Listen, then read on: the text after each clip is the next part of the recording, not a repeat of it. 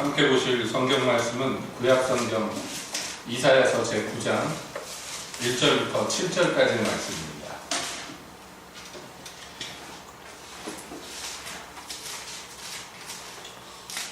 구약성경 이사야서 제9장 1절부터 7절까지 함께 보시겠습니다. 이사야 9장. 전에 고통하던 자에게는 흑암이 없으리로다. 옛적에는 여호와께서 스불론 땅과 납달리 땅으로 멸시를 당케 하셨더니 후에는 해변 길과 요단 저편 이방의 갈릴리를 영롭게 하셨느니라. 흑암에 행하던 백성이 큰 빛을 보고 사망의 그늘진 땅에 거하는 자에게 빛이 비추도다. 주께서 이 나라를 창성케 하시며 그 즐거움을 더하게 하셨으므로 추수하는 즐거움과 탈취물을 낳는 때의 즐거움과 같이 그들이 주의 앞에서 즐거워하오니 이는 그들의 무겁게 맨 멍에와 그 어깨의 채찍과 그 압제자의 막대기를 꺾으시되 미디안의 날과 같이 하였음이니라. 어디를 싸우는 군인의 갑옷과 피 묻은 복장이 불의 섭같이 살라지리니 이는 한 나귀가 우리에게 낳고 한 알을 우리에게 주신 바 되었는데 그 어깨에는 정사를 메었고 그 이름 기묘자라 모사 전능하신 하나님이라 영존하시는 아버지라 평강의 왕이라 할 것입니다. 그 정사와 평강의 더함이 무궁하니 또 다윗의 위에 앉아서 그 나라를 굳게 세우고 자금 이후 영원토록 공평과 정의로 그것을 보존하실 것이라. 아멘. 하나님, 이 시간에 주의 말씀 듣기를 원합니다. 오셔서 말씀하여 주시옵소서. 예수님의 이름으로 기도합니다. 한 주간 평안하셨습니까? 오늘 그 이사야의 한 그 예언 중에 한 대목을 보았습니다. 유명한 말씀이고 특히 이 성탄절에 주로 우리가 많이 읽히어지고 들려지는 그런 말씀 중에 한 군데입니다. 그러니까 예수님이 탄생하시기 수백 년 전에 이사야 선지자를 통해서 한 아기가 우리에게 주어질 것인데 그러면서 메시아 탄생에 대해서 구체적으로 예언한 대목입니다. 거기에서 이제 이 오실 메시아, 그 예수님의 여러 가지 특성들을 이제 예언하고 있는데요. 6절에 그 얘기가 자세하게 나옵니다. 한 아기가 우리에게 낳고 한 아들을 우리에게 주신 바 되었다. 그런데 그 어깨에는 정사를 메었고 그 이름은 기묘자라 모사라 전능하신 하나님이라 영존하시는 아버지라 평강의 왕이라 할 것임이라. 이렇게 예언되어 있습니다. 여기에서 묘사된 여러 가지 이 단어들이 사실은 이 예수님의 다른 이름과 같습니다. 그러니까 예수님이 이 땅에 육체를 입고 오시기 전에도 구약 성경에 종종 등장하시는데요. 주로 사람의 형체를 하고 그래서 어떤 하나님의 뜻을 이 땅에 전하시는 말씀으로서 나타납니다. 그 중에 이제 여러분 잘 아시는 그 사사 삼손의 부모에게 나타났을 때 그 나타나신 이를 이 부모들이요 두려워하면서 이름을 묻습니다. 당신 누구십니까? 그랬더니 내 이름은 왜 묻냐? 그러면서 말씀해 주십니다. 내 이름은 기묘다. 이렇게 답변하십니다. 그래서 우리가 알게 되는 거예요. 거기에 그 삼손의 부모에게 나타나서 삼손의 탄생에 대해서 예언하신 그 이가 바로 육체를 입고 이 땅에 오시기 전에 예수님이셨구나 하는 것을 짐작하게 되는 것입니다. 이 기묘라는 이름이 그렇게 등장하죠. 그와 같이 여기에 등장하는 이름들이 예수님이 어떤 분이신가 그것을 잘 묘사하는데요. 오늘 이 시간에 더 우리가 주목해보고자 하는 부분은 뭐냐면 그 예수님의 여러 호칭 중에서 맨 마지막에 소개된 호칭을 우리가 살펴보려고 합니다. 그것은 뭐냐면 평강의 왕이라는 평화의 왕 이렇게 되어 있어요. 그래서 이 영어 성경에 보면 뭐라고 되어 있냐면 Prince of Peace 이렇게 되어 있습니다. 평화의 왕자 이렇게 묘사되어 있습니다. 그러니까 이게 예수님이 어떤 분이시다라는 것을 성경이 우리에게 계시해 줄 때 그 중에 한 부분입니다. 예수님은 어떤 분이십니까? 그러면 그분은 평화의 임금이십니다. 평화의 왕이십니다. 이렇게 얘기를 하는 것이에요. 그래서 예수님이 이 땅에 실제로 임하셨을 때에 하늘에는 영광이고 땅에서 기뻐하심을 입은 자들에게는 평화다. 그렇게 탄생하시는 날 천사들이 노래를 합니다. 그러니까 예수님의 탄생은 여러 가지 이유와 여러 가지 특성들을 우리에게 보여줍니다만 그 중에 제일 두드러진 게 뭐냐면 그분은 평화로 다스리기 위하여 오시는 임금님 이거예요. 그렇게 이 땅에 오신 것이에요. 그래서 그분이 평화를 주십니다. 오셔서 하신 일이 뭐냐면 평화를 주신 것이에요. 그래서 이 평화를 주신 것에 대해서 묘사를 하는데 어떻게 묘사가 되느냐 하면 신약 성경에서는요 원수된 것을 화해시키신다 이렇게 되어 있습니다. 그러니까 평화롭지 못한 모든 이유가 뭐냐면 원수가 되었기 때문에 평화가 없는 거예요. 그 원수가 누가 되었느냐면 사람과 사람이 원수가 되었고요. 또 사람과 하나님이 원수가 되어 있어요. 무엇 때문에 그렇게 됐습니까? 죄 때문에 그렇게 됐죠. 예수님께서 오셔서 이것을 해결하시고 그래서 세상에 없는 참된 평화를 이 땅에 도래하고 이 땅에 구현시키고 그것으로서 자기 백성들을 풍성하게 하기 위해서 오셨다는 것이에요. 그리고 그 일을 하셨죠. 여러분 그러므로 우리가 믿기는 뭘 믿어야 되느냐면 예수님은 우리에게 평화를 주시는 분 이것을 믿어야 됩니다. 또 우리가 무엇을 전파해야 됩니까? 예수님의 복음은 평화의 복음이라고 우리가 그것을 믿고 증거해야 돼요. 그래서 이 전파하는 자는 무엇을 전파하는가? 평화의 복음을 전파한다. 이렇게 되어 있는 거죠. 성경에서요. 그러므로 오늘 이 시간에 예수님이 평화의 왕이신데 그 평화가 어떤 것인가? 그것을 주목해 보자는 것이에요. 먼저 이 9장에 들어오면 평화에 대해서 얘기를 하는데 전에 고통하는 자에게는 흑암이 없어지겠다. 이렇게 9장이 시작이 돼요. 자, 여기에서 우리가 예수님이 주신 평화가 무엇인가를 엿보게 돼요. 자, 이렇게 앞에서 쭉 나오는 얘기들, 이 얘기들, 그건 뭐냐면 평화가 없었는데 평화가 생길 거야. 전에 압제당했는데 이제 자유하게 될 거야. 전에는 포로되었었는데 이제 풀려날 거야. 그러면서 이유가 뭐냐 합니까? 6절에서 한 아기가 우리에게 낳기 때문이다. 이렇게 돼 있는 거예요. 구조가. 그러니까 1절부터 5절까지를 보면요. 이것은 무엇을 우리에게 보여주냐면 이 평화가 도래하기 전에 우리의 상태가 어떤지를 단적으로 보여주는 표현들로 가득해 있습니다. 옛적에는 여호와께서 스불론 땅과 납달리 땅으로 멸시를 당하게 하셨다. 이렇게 돼 있습니다. 그건 무슨 얘기냐면 스불론과 납달리 땅을 통해서 대부분 이방 민족들이 이스라엘을 쳐들어왔어요. 그러니까 이방 민족이 이스라엘을 쳐들어올 때 제일 먼저 전화에 휩싸이고 전쟁통이 된 것이 이 스불론과 납달리 땅입니다. 그런데 그 스불론과 납달리 땅 가장 이 전쟁의 시작이고 가장 극심한 전쟁터였던 그곳이 어떻게 되느냐? 어떻게 되느냐? 그러면서 예언되어 있습니다. 후에는 해변길과 요단 저편 이방의 갈릴리를 영화롭게 하신다. 여러분 이 대목은 그대로 예수님의 탄생에서 인용이 됩니다. 예수님이 왜 갈릴리에 가서 사셨는지를 설명해요.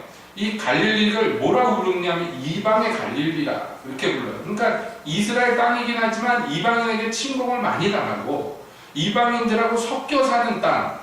그래서 사실 예수님이 이 땅에 오셨을 때 본토 유대인들 예루살렘을 중심으로 사는 사람들이 멸시했단 말이에요. 갈릴리. 나사렛에서 선지자가 날 수가 있느냐고, 나사렛에서 무슨 선한 것이 나겠느냐고 멸시받았던 땅이 이 땅이에요. 실제로 이방인들이 막 혼용돼서 살았기 때문에 유대인들이 그 땅에 살긴 살았지만 거기 사는 유대인들을 반쯤은 이방인 취급을 했던 것이 그 당시의 실상이었습니다. 그런데 예수님이 거기에 임하셨어요. 그리고 예수님의 공생애를 보면 가장 많은 시간을 보낸 곳이 이 갈릴리 지역이에요. 가버나움이라든지 무슨 베세다라든지 이 지역들이 다 갈릴리 땅. 그래서 거기에 흑암에 행하던 백성이 큰 빛을 보고 사망의 그늘진 땅에 거하던 자에게 빛이 비추었다. 빛이신 예수님이 가장 어두운 지역에 임하셨다는 거예요. 여러분 이런 대목들을 볼 때 우리는요 소망을 품습니다. 왜냐하면 예수님 당시에 갈릴리, 그러면 요즘으로 따지면 어디를 얘기하겠어요? 우리나라로 치자면 예? 이런 땅이 어디겠습니까? 그 울진 같은 땅, 그렇죠? 주로 경상도 지역, 강원도 경상도 지역, 가장 영적으로 낙후된 땅, 교회 숫자가 제일 적고 기독교인의 숫자가 제일 적고 예, 이방신을 세게 섬기는 동네. 그러니까 이게 이방의 울진이라고 불러도 과하지 않아요. 흑암 중에 거하는 현내향이라고 해도 과하지 않은 곳이 지금 우리의 처지입니다. 그렇지 않습니까? 여러분 여기 우리 현내향교회 십자가에 불이 켜지는 것이 새벽마다 볼 때마다 기분이 이상해요. 네, 차 타고 들어오면서 이 현내향을 들어오면서 벌써 저 입구에서 대동빌라 지나자마자 십자가의 불이 다 보이고요. 이 항구를 차 타고 이렇게 들어오다 보면요 가장 잘 보이는 자리에 십자가가 탁 서가지고 빛을 발하는데 기분이 이상합니다. 정말 흑암에 빛이 비치는 것 같아요. 근데 이게 영적으로 실현이 돼야 된다. 영적으로. 사실은 이 동네가 흑암의 동네입니다. 사람들이 나쁜 놈들이라고 악당이라서 그런 게 아니에요. 복음의 빛이 그만큼 안 비친 동네가 이 땅입니다. 이곳입니다. 그쵸? 마치 갈릴리 버려진 땅에 예수님이 오심으로 말미암아 흑암 백성들에게 빛이 비친 것처럼 여러분 우리의 처지가 그와 흡사하다는 것입니다. 왜냐하면 우리가 예수님을 모시고 있기 때문에. 그래서 이름 그대로 새로운 빛을 여러분 비춰야 돼요. 그러면 흑암에 앉은 백성이 또 그늘진 땅에 거하는 자들이 이 빛을 보게 될 것이에요. 주께서 이 나라를 창성케 하시며 그 즐거움을 더하게 하셨어요. 이 사람들이 즐거움이 없었고 가난했던 사람들이에요. 그런데 그들이 기뻐하는데 마치 추수할 때 즐거움과도 같고 전쟁에 승리한 후에 그 탈취물들을 나누는 그 승리의 기쁨과도 같은 것들을 누리게 될 거라는 거예요. 전에는 흑암에서 신음하던 백성들이요 이제 기뻐서 잔치하게 된다는 것입니다. 왜냐하면 그들이 무겁게 멍에를 메고 있었고 그 어깨에는 채찍질이 항상 가해졌고 앞제자는 막대기로 그들을 두드려 팼습니다. 이게 뭐냐면 종살이하고 노예살이하는 그런 이스라엘의 비참한 현실을 직접적으로 말하고 있고요. 영적으로 얘기하자면 죄와 마귀에게 눌려서 이 땅에서 종노릇하는 그 노예 생활을 하는 모든 인간들을 보여주고 있습니다. 그런데 그게 해소가 되고 그게 해결이 되는 거예요. 전에는요 그저 무거운 짐을 지고 있었고 조금만 뭐 하려고 그러면 채찍질이 날아오고 몽둥이가 날아왔었어요. 이게 우리의 원래 형편이었다는 것입니다. 왜냐하면 우리의 주인이 우리를 긍휼히 보지 않았고 우리의 주인이요 우리에게 잔인하게 되었습니다. 여러분 우리의 처지가 그랬단 말이에요. 이게 예수님이 오심으로 말미암아 해결이 됐어요. 그러니까 얼마나 기쁘겠냔 말이에요. 얼마나 즐겁겠냔 말이에요. 이게 예수님이 빛이 어둠에 비추게 되었을 때 일어났던 일들이란 말이에요. 그리고 뿐만 아닙니다. 어지러이 싸우던 군인의 그 피 묻은 갑옷 이게 불에 그 지푸라기 타듯이 다 타버릴 거라고. 서로 미워하고 시기하고 칼질하고 싸우던 피 흘리던 모든 그 다툼과 싸움이 이제 그쳐지고 아예 군복조차도 다 불에 태워서 없어지는 그런 날이 올 거라는 거예요. 왜냐하면 한 아기가 우리에게 낳고 한 아들이 우리에게 주어졌기 때문이에요. 여러분 예수님이 이 땅에 오시고 우리에게 예수님이 주어진 일이 이렇게 기쁘고 놀라운 일입니다. 한번 돌이켜보시기 바랍니다. 여러분 예수님 만나기 전에 삶이 기억나십니까? 여러분 예수님으로 구원받기 전에 어땠습니까? 여러분들이 예? 이거 잊으면 안 돼요. 이걸 항상 기억해야 됩니다. 하나님께서 이스라엘 백성들에게 무엇을 항상 기억하라고 그랬냐면 나는 너희가 종되었던 땅 애굽에서 너희를 구원해낸 여호와다. 너희가 거기 그 종되었던 땅에서 어땠는지를 기억해라. 거기서 구원한 내가 너희를 광야에서 어떻게 돌봤는지를 기억해라. 잊으면 안 된다. 이스라엘에게 계속 그 얘기를 합니다. 그러면서 뭐라고 그러니까 하나님이요? 너희는 절대 애굽으로 돌아가지 말고 너희는 절대 말을 사러 애굽에 가지 마라. 이스라엘이 그걸 잊어버리잖아요. 하나님이 인류 역사상 가장 많은 축복을 주셨던 솔로몬이 그렇게 타락하게 됐던 시발점이 뭐냐면 그 말씀을 어겼기 때문이에요. 애굽의 공주를 자기 아내로 삼았고 애굽의 말들을 사갖고 와가지고 다른 중동 지방에 중개무역을 해서 막대한 재화를 벌어들입니다. 머리가 팍팍 돌아가니까 그렇게 했겠죠. 그 당시에 세계에서 최상급의 말들은 이집트 말이에요. 이제 그 이집트 왕의 사위가 되었기 때문에 어떻게 보면 독점 무역을 할 수가 있게 됐어요. 이 팔레스타인 통로에 딱 차고 앉아가지고 애굽의 말들을 수입해가지고 그것을요 사방 나라에다가 팔았어요. 그래가지고 돈을 그렇게 많이 모은 거예요. 그런데 결국에는 어떻게 됐습니까? 그 일이 시작이 되어가지고 이방 여자들이 아내로 공주들이 계속 와가지고 결국에 그를 타락시킵니다. 그러니까 하나님의 백성들이 무엇인가를 잃어버리게 되었을 때 어떻게 됩니까? 여실히 보여준 거예요. 그 잃어버리면 안 되는 게 뭐냐면 우리가 전에 어떤 압제 아래 있었고 전에 어떤 어둠 가운데에서 고통하였었는지를 잃어버리면 안 돼요. 그 기억을 우리가 갖고 있어야 됩니다. 그래야지요 진정한 의미에서 감사가 그치지 않아요. 감사해야 돼요. 여러분 우리도 이 찬송가가 있습니다만 찬송가에 우리나라 찬송가만 보더라도요 찬송가에 아마 정확히 모르겠지만 절반 이상 아니 한 70-80% 내용들이 다 뭐냐면 구원에 관련된 이야기들이에요. 구원에 관련된 찬양들입니다. 그럴 수밖에 없는 것이 우리가 가진 찬송가들이 대부분 어느 시대 때 이게 만들어졌냐면 무디 선생을 중심으로 하는 이 미국에서 많은 그 부흥이 전도 부흥이 일어났던 시기에 만들어진 노래들이 다수란 말이에요. 그러니까 그때 불신자들에게 구원을 전파하고 예수님의 보혈에 증거하고 그것을 주로 다뤘기 때문에 우리가 가진 찬송가의 내용들이 대부분 구원에 관련된 내용들입니다. 그런데 어떤 기독교인들은요 그 찬송가들을 부를 때마다 좀 고루하다고 생각해요. 왜냐하면 나는 구원받은 지가 오래됐어.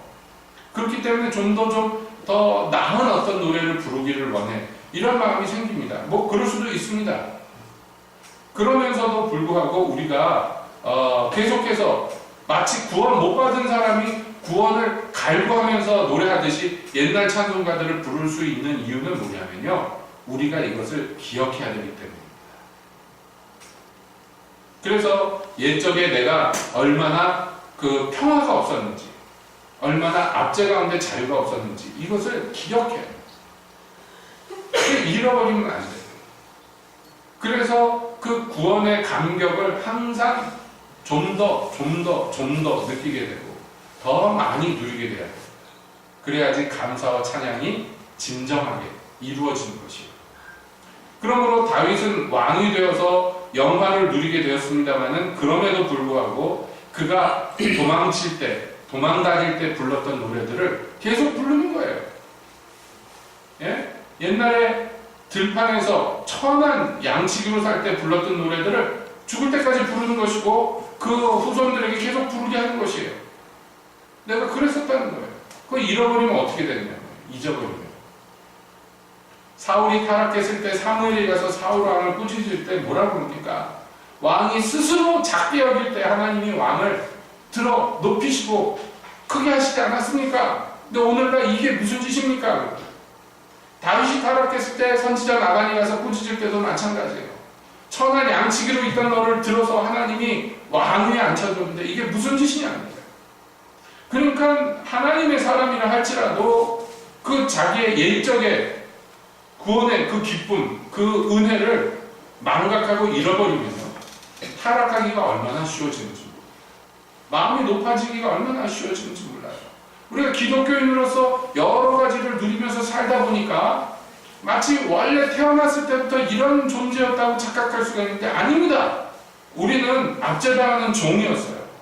마귀에게 종노릇하고 채찍질당하고 몽둥이찜질을 당하던 존재들.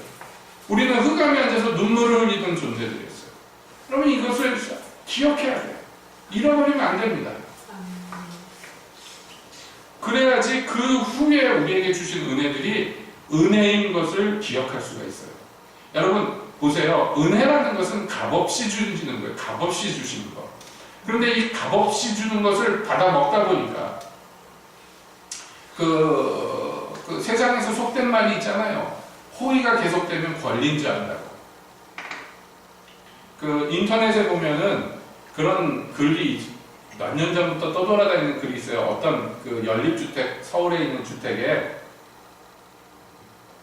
건물주가 아주 훌륭한 건물주다, 우리 건물주다. 그래가지고 게시물을 누가 올려놨는데 뭐냐면 뭐 성탄절 되면 각 집마다 케이크를 사가지고 하나씩 문 앞에 놓고요. 단체 문자를 날립니다. 성탄절인데 약수 하나만 이렇게 케이크 하나씩 돌립니다. 뭐 이래가지고 세입자들이 깜짝깜짝 놀란 그런 선물들을 종종 하고 아주 훌륭하게 뭐 이것도 해주고 저것도 해주고 막 그런 어떤 건물주가 게시글이 올라오고 사람들이 막 칭찬합니다. 그런데요, 어떤 사람이 또 다른 글을 올렸는데 우리 어머니가 그 글을 보고 감동을 받아서 그래 나도 우리 세입자들한테 이렇게 해야 되겠다. 그래서 그렇게 했대 한 1년을. 그랬더니요, 어떤 진상 하나가 왜 더 안 해주느냐고 막 난리를 치더래요. 그래서 때려쳐버렸다. 그렇게 글이 올라왔어. 여러분 그렇습니다. 그 감사한 일인데 그거 자꾸 받아먹다 보면요, 한 번 안 해주면 왜 안 해주나 이렇게 돼버려요. 그러니까 이게 사람의 성품이 그렇습니다. 100번 잘해줘봐야 소용이 없어. 한 번 섭섭하면 그걸로 끝이야. 이런 거 너무나 많이 경험하죠.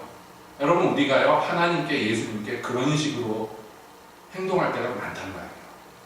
처음에 구원받았을 때는 막 부들부들 떨면서 감사해가지고 죄사함의 그 기쁨으로서 막 눈물을 흘리고 그러다가 어느 때부턴가는 하나님은 당연히 나를 용서해줘야 되고 하나님은 당연히 나한테 잘해줘야 되고 여러분 이게 이스라엘이 타락하면 이렇게 된 거예요. 우리는 선민이니까 우리는 아브라함의 자손이니까 우리는 특별하니까 이렇게 돼가지고 다른 사람들을 멸시하고 하나님께 감사하지 않잖아요. 여러분 기독교인들이요 이렇게 되기가 너무나 쉬워요. 왜 세상에서 손가락질 받는 그런 짓들을 교회들이 요즘에 막 저지르느냐면 결국엔 근본적인 어떤 것들을 잃어버렸기 때문에 우리가 얼마나 비천했었는지 지금 존귀하지만 과거에 얼마나 비천했었는지 그것을 기억해야 돼요. 그때 여러분 우리에게 일어나는 축복들이 있어요.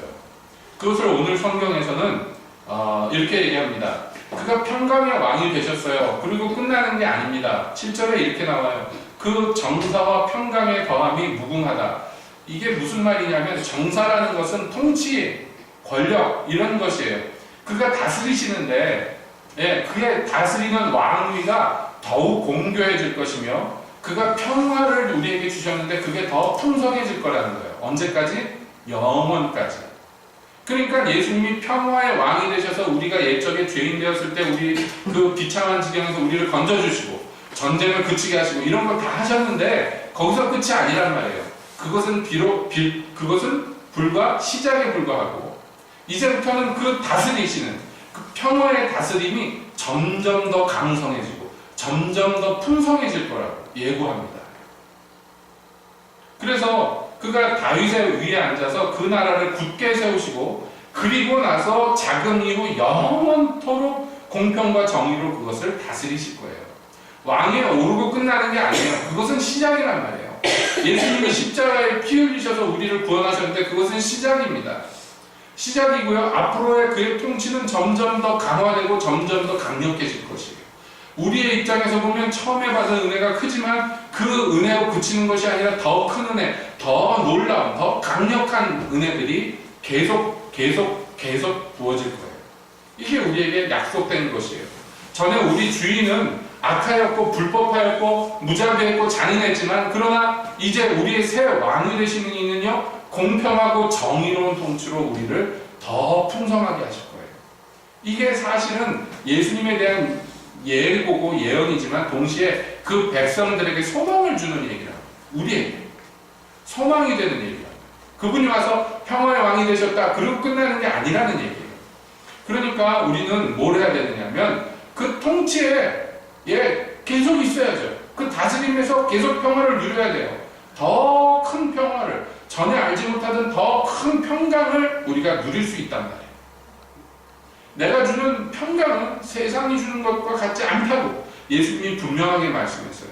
내가 주는 평강은 너희에게서 아무도 빼앗아갈 자가 없는 평강이라고 약속하셨어요. 여러분, 우리가 하나님과 평화를 누리게 됐어요. 예수님 때문에. 원수되었던 하나님과 평화를 누리게 되었습니다. 여러분, 다른 말로 하자면 우리가 하나님을 점점 더 알아가고 점점 더 깊이 사겨가고 점점 친해지고 점점 더 사랑해갈 수 있게 되었다는 것이에요. 그것이 여러분 우리에게 현실이 되어야 됩니다. 진짜예요. 어떻습니까? 진짜입니까? 이전보다 더 사모합니까? 주를? 이전보다 더 사랑합니까? 찬송의 가사와 같이?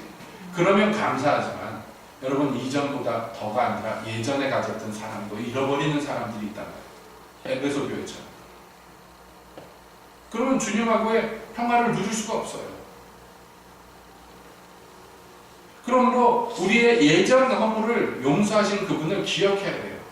감사해야 돼요. 그리고 주 알기를 힘쓰고 주께 더 가까이 가기를 힘쓰고 예전보다 더, 어제보다 오늘이 더 주님과 더 친밀해져요.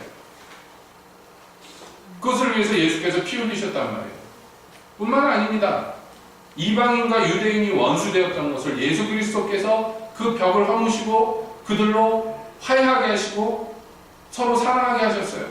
사람과 사람이 가장 극단적으로 먼 이방인과 유대인들이 서로 하나가 되게 하셨는데 이게 예수님이 하신 일이에요. 이게 교회 안에서 사실상 구현돼야 되는 현실이야 돼요.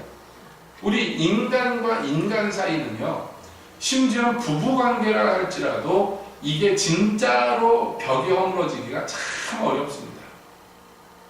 이 벽이 허물어지기가 참 어려워요. 그래서 이게 사실은 사람의 노력으로는 어떤 의미에서 불가능한 영, 사람과 사람 사이 벽이라는 게 이게 언제 깨집니까? 예수 그리스도로 말미암아 깨지는 것입니다. 그래서 그 깨진 사람들이, 그 벽이 깨진 사람들이 뭐라고 고백하느냐 하면 우리는 그리스도 안에서 하나입니다. 이렇게 고백하게 됩니다. 이게 교회 공동체예요. 사실상 인간 세계에서 불가능한 조직이에요. 이게요. 그런데 우리가 한 성령 안에서 한 주를 한 입으로 섬기며 한 입으로 찬양하면 이게 어떻게 되느냐? 예수 그리스도 안에서만 가능한 거라고 해요. 그게 되면은 여러분, 그 되었을 때 어떤 공동체가 되는지 성경이 우리에게 증거합니다. 예수님이 처음 이 땅에 세우신 예루살렘 교회의 모습이 그 어떤 모델하우스와 같은 거예요. 모형과 같은데 어땠습니까? 예? 모이기를 힘쓰고 함께 식사하고 함께 주를 섬길 뿐만 아니라 누가 시키지도 않았는데 자발적으로 자기 재산을 팔아가지고 가난한 형제자매들을 먹이고 입히고 길렀어요. 누가 시키지도 않았는데. 그게 어떻게 가능하냐? 그리스도 안에서 참된 화해가, 참된 평화가 현실화되면 그렇게 된단 말이에요. 현실화되면. 그 이후에도 계속 교회는 그런 모양으로 굴러왔습니다. 자기를 값없이 드리는 사람들로 말미암아 여러 형제들이 유익을 얻는 구조로 지금까지 계속 굴러왔고 앞으로도 교회는 그렇게 존재할 거예요. 그래서 사랑하는 거예요. 그 참된 평화가 거기에서 이루어집니다. 예수님은요, 그렇기 때문에 자기를 따르는 무리들에게 뭐라고 얘기하셨냐면 너희 원수를 사랑하라. 그러니까 인간의 이 어떤 관계에서 불가능한 얘기를 하시는 거예요. 원수를 그만 미워해라가 아니에요. 예? 원수를 적극적으로 사랑하는 그런 존재들이 되기를 원하죠. 이게 인간이 할 수 없는 영역이라고. 그러므로 평강의 왕이 오셔서 우리를 다스리실 때 이게 돼요. 그 평화 안에 우리가 들어갔을 때 됩니다. 이게 제일 먼저 이루어져야 될 것이 교회 공동체예요. 그게 이루어지면 사람들이 세상이 너희를 보고 너희가 내 제자인 것을 알게 될 거라고 예수님이 분명하게 말씀하셨어요. 아, 저 사람들은 예수라는 그 신이 다스리고 있구나 하는 것을 알게 될 거라고 얘기했어요. 그러니까 우리가 서로 사랑하는데 말과 혀로만 사랑하지 말고 성경은 그렇게 얘기하는 거예요. 말로는 얼마든지 할 수 있어요. 그렇죠? 네? 그렇게 하잖아요. 요즘에도 하나요? 114 전화번호 알라고 물어보면은 뭐 사랑합니다 고객님 그거 요즘에도 하나요? 안 하나요? 입으로는 얼마든지 할 수 있어요. 그 사람하고 그 아줌마하고 나하고 언제 봤어? 예? 뭘 알아? 이름도 서로 모르는데 뭘 사랑해? 그런데도 말은 얼마든지 할 수 있어요. 얼마든지. 그러므로 여러분 그런 종류의 사랑, 그런 종류의 평화가 아니라 예수님이 이 땅에서 오셔서 통치하심으로 일어난 그 평화, 그것이 우리 안에 구현이 돼요. 말씀을 마치면서 마지막으로 드리고자 하는 것은 이것입니다. 우리가 이 평강의 왕 되시는 예수님에 대해서 얘기합니다. 그런데요, 이게 예수님이 오셔서 우리의 이런 평화를 주시고 평화를 또 다스리게 되기까지 여러분 이게 그냥 된 게 아니에요. 그냥 된 게 아니라 그렇게 하기 위해서 예수님이 값을 치르셨어요. 아시잖아요. 우리가 평화를 누리기 위해서 그는 고난을 당하셨고 우리가 낫게 하시기 위해서 그가 채찍에 맞으셨고 우리를 살리기 위해서 그가 죽임당하셨어요. 그러니까 이게 우리한테는 그냥 주어졌지만 절대로 잊으시면 안 됩니다. 이거는 거저 주어진 게 아니라 누군가 값을 치르는 것이에요. 예수님이 이 압제당하는 이스라엘을 구원하시는 한 아들로 오시는데 여러분 시편 24편에서는 이걸 노래합니다. 문들아 너희 머리를 들지어다. 영광의 왕이 들어가신다. 영광의 왕이 누시뇨 강하고 능하신 전쟁에 능하신 여호와로다.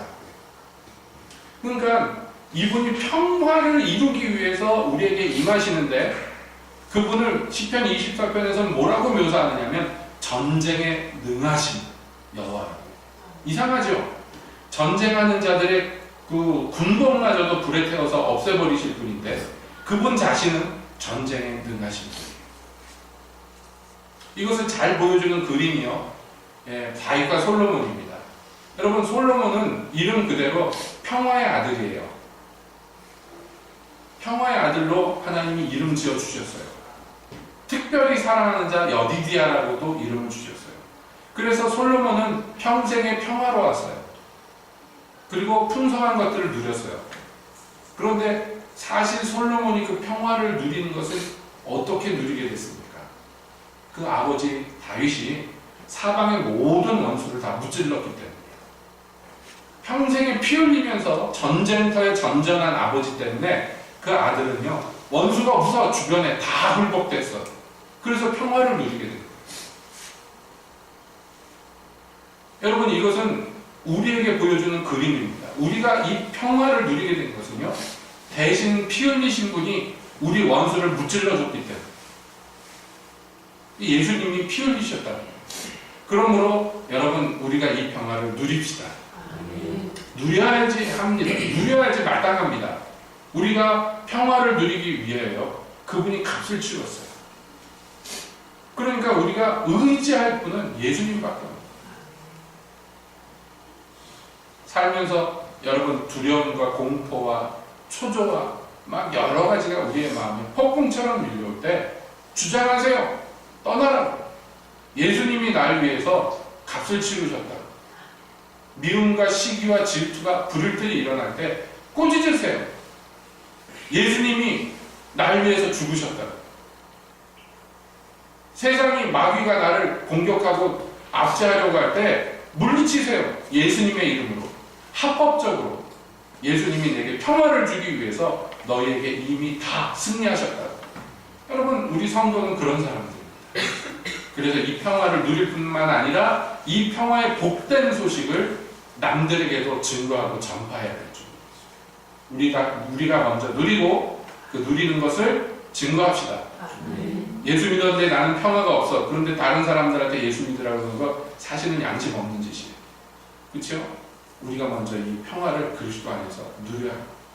누리기를 힘쓰고 누리기를 소원합시다. 기도하겠습니다.